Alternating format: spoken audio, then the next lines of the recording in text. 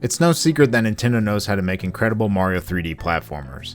They're some of the best games in Nintendo's entire library, and in my opinion, their formula for them is damn near perfect. From their starting place on the N64 to the Switch 2 decades later, Nintendo seems to hit the nail on the head with every entry into the genre.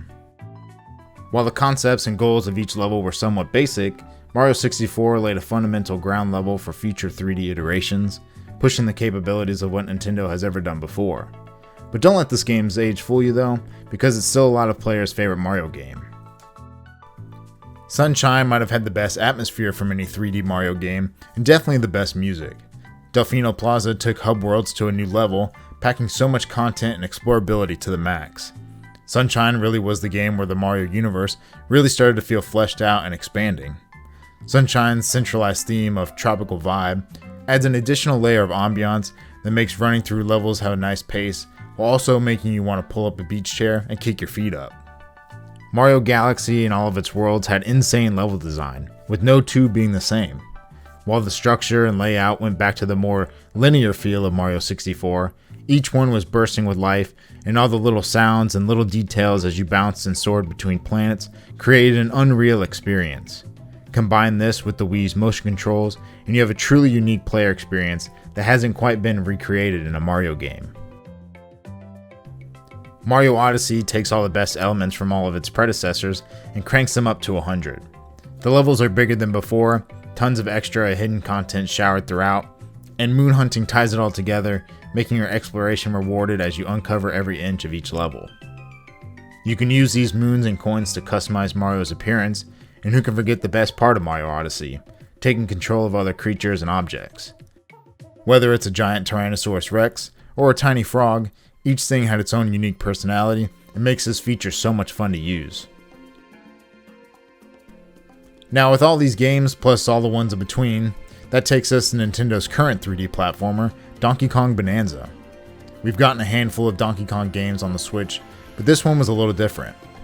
The thing that made this game so different from all of its previous games is this is the first 3D DK game since the N64. I know it might sound hard to believe, but it's true. Some of us here might be old enough to remember, but Donkey Kong 64 was a smash hit when it came out. No other game had the same feel as this one, and its fun was unmatched with DK and his funky family.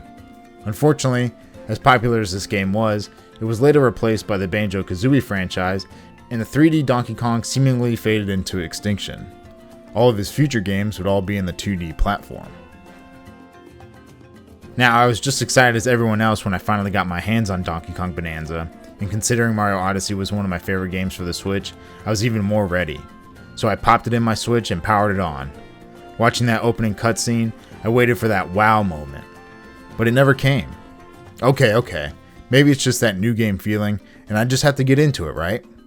I played about 2 hours, and that feeling that everyone had of loving this game just wasn't hitting.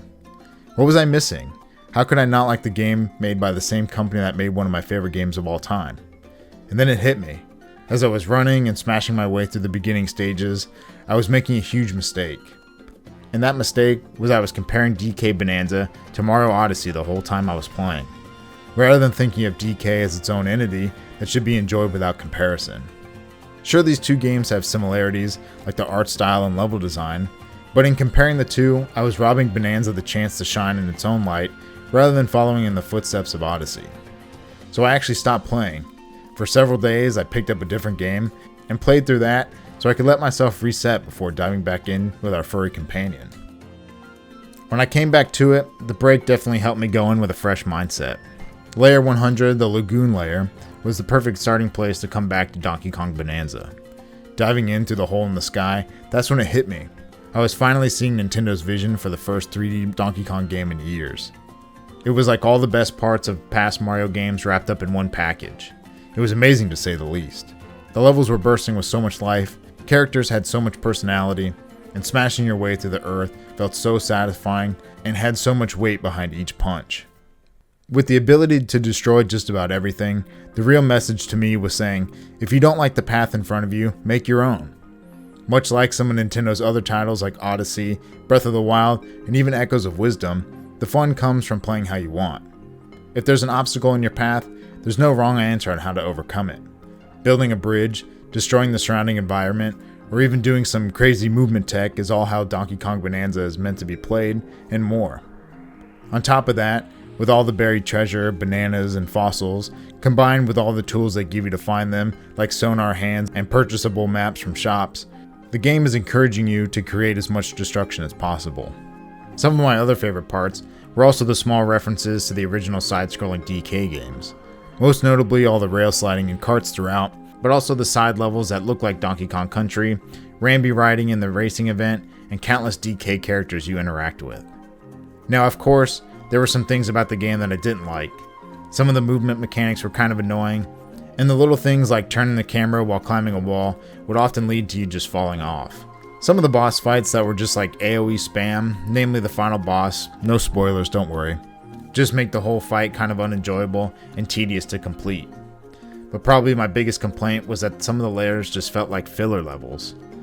Layers like the DK racing and the resort on layer 800 just seemed to come and go very quickly. Yes, there's bananas and treasure to find in them, but in terms of story, the two were very short and almost forgettable. But I don't expect every game I play to be perfect, so the few things that I didn't like about the game don't take away from the overall great picture painted by Nintendo. But at the same time, while I see why other people consider it their game of the year, personally I don't think Donkey Kong Bonanza is mine, which is also fine. For the cost and how much content there is in the game, I'd say it's worth the price. It took me about 20 hours to complete, and that was with the story plus some side stuff. Much like Mario Odyssey, the additional hours of gameplay come from collecting all the bananas and collectibles throughout. I had a ton of fun with Donkey Kong Bonanza, and overall I think it was a very solid, basically launch title for the Switch 2. With Donkey Kong, it feels like the franchise really hasn't gotten much love in the past, and the games we get almost seem like quick games to keep the consumer satisfied until the next major launch title. Now that Nintendo has had major success with this game, it opens the door to their other characters seeing more games being made for them. Personally, I would love to see a new Star Fox game in the style of Star Fox Adventures, or even a new Wario game like Wario World for the GameCube. Nintendo is sitting on literal gold mines of IPs, but doesn't want to do anything with them for whatever reason, but that's a conversation for a different video. Let me know your thoughts on Donkey Kong Bonanza, and I'll see you on the next one. Peace.